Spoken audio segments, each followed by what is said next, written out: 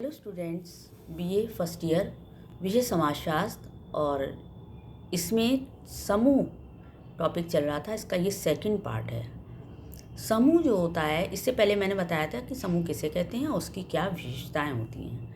अब आता है कि समूह कितने प्रकार के होते हैं। समूह मुख्यतः दो प्रकार के होते हैं, प्राथमिक समूह और दूसरा द्वितीयक समूह। प्राथमिक समूह किसे कहते हैं?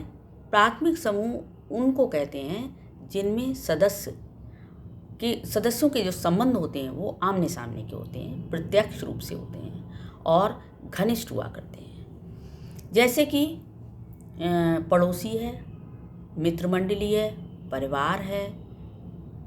ये जो हैं समूह प्राथमिक समूह के अंतर्गत आते हैं।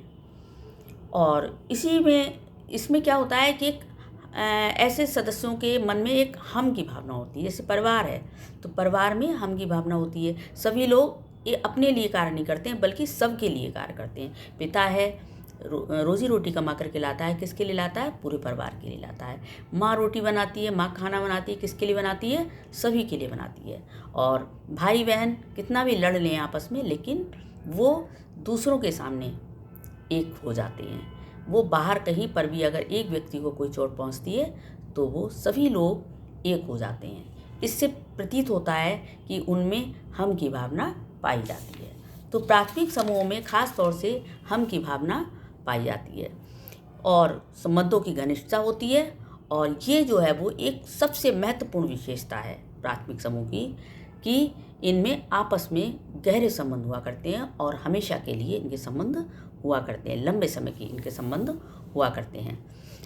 इसमें और भी उदाहरण आएंगे प्राथमिक समूह के, जैसे परिवार क्रीड़ा समूह, पड़ोस के प्राथमिक समूह, पड़ोसी गपशप समूह, मित्र मंडली, स्थानीय भाईचारा।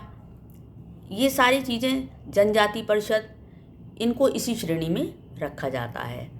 क्रीड़ा समूह, गांव तथा कार्य करने वाले समूह, गांव के साथ, ये सारे जो हैं वो प्राथमिक समूह के उदाहरण हैं। अब आता है प्राथमिक समूह की विशेषताएं। प्राथमिक समूह की विशेषताएं क्या हैं? सबसे पहली है शारीरिक समीपता या शारीरिक निकटता। परिवार होता है, उसमें सभी लोग एक साथ रहते हैं। मतलब ये है कि प्राथमिक समूह में शरीर से आपस में लोग निकट रहते हैं, एक दूसरे के करीब रहा करते हैं। तो इसीलिए इसमें कहा गया, जैसे कि परिवार में उठते बैठते साथ साथ हैं, खाते एक साथ हैं, सोते एक साथ हैं, एक ही घर में रहते हैं, साथ साथ पढ़ते हैं भाई बहन।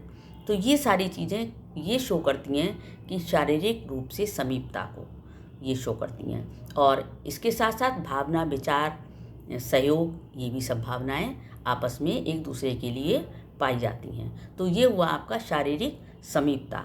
दूसरा है लघु समूह का लघु आकार। समूह क्या होता है? उसका आकार कैसा होता है? लघु होता है, छोटा होता है, बहुत बड़ा नहीं होता है।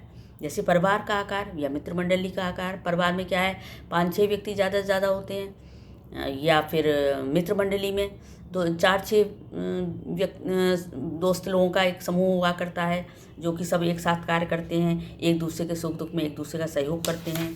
तो ये हुआ समूह का लघु आकार। और तीसरा है संबंधों की अवधि।